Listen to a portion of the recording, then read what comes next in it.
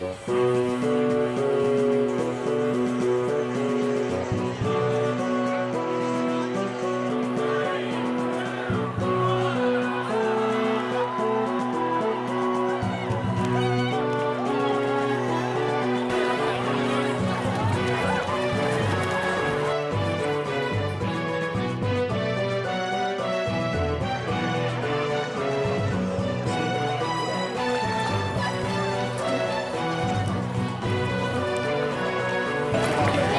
so close!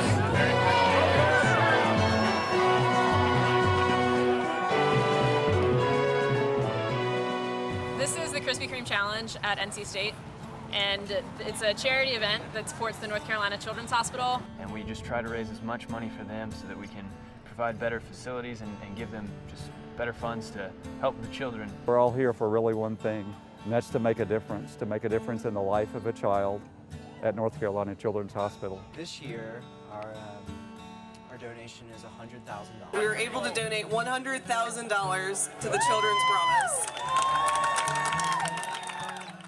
We're going to add to it a little bit based on how we do with our merchandise sales, which is really amazing to be able to donate that amount of money. This is the 8th annual Krispy Kreme Challenge. It started in 2004 with 12 guys that just decided that it would be a really cool kind of challenge to start at the bell tower and run and eat some Krispy Kreme donuts. They actually waited in line at the store the first year, bought their donuts and ate them in the parking lot and ran back. And it sort of evolved the year after that, and people kind of caught on, and it was a really cool idea. And they decided to raise money for charity, and it's just really grown exponentially since then. Now it has grown to 7,700 runners this year. Last I checked, it was 92,400 donuts. A race with 7,700 people eating over 92,000 donuts can be a logistical nightmare. The Krispy Kreme Challenge is a crazy race. All the runners start at the bell tower at NC State's campus. They run 2.5 miles to the Krispy Kreme. There they eat a dozen donuts. Then run back to campus in all about an hour. Our runners run in a variety of costumes, some fully clothed head to toe in parka gear, and others run in next to nothing. I decided to dress up as the coolest thing I could think of, which was a Spartan from 300. And I ran it, made it in under an hour. Some of them do lots of body paint, and while it is cold today, we hope that ingesting all those calories and running that distance keeps them warm. Well, the technique is to get it down as fast as possible. So I like to employ some dunking. I like to, roll them up hot dog style and just kind of go at it. I immediately just took all the ones I had left, smushed them together, and seemed to get those down fairly quickly. So I definitely advocate for the smushing technique. I made 3 piles inside the box and then poured the water in the box so they just kind of marinated the entire time.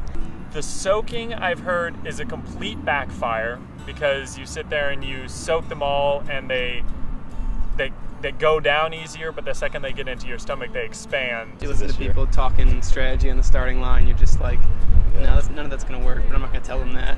Yeah. I got to beat them. And people do come from all over for the competition, which I like to see that. I know people travel multiple hours and through multiple states to get to this challenge to run it. I saw how excited they were and the money that went to such a good cause, and it's like, I have to do that. The future goals, I would say, are just to continue to raise as much money as we can for the North Carolina Children's Hospital and the Children's Promise, to just get a lot of publicity, get the word out, and do a great thing for a great cause. Those monies go into the Children's Promise, and they allow us to take care of children at the hospital by providing opportunities for us to help them continue their schoolwork while they're in the hospital, to provide video games for them to play with, and also to distract them from the pain of some of their illnesses that they have, to provide computers for them to maintain access to their friends and their family at home, and to provide an overall child-centered and family-centered atmosphere so when the child's in the hospital, they feel like they're at home rather than being in the hospital. After the race, I felt great yet terrible. I had a good runner's high, but I had just eaten 12 donuts and then ran 2.5 more miles.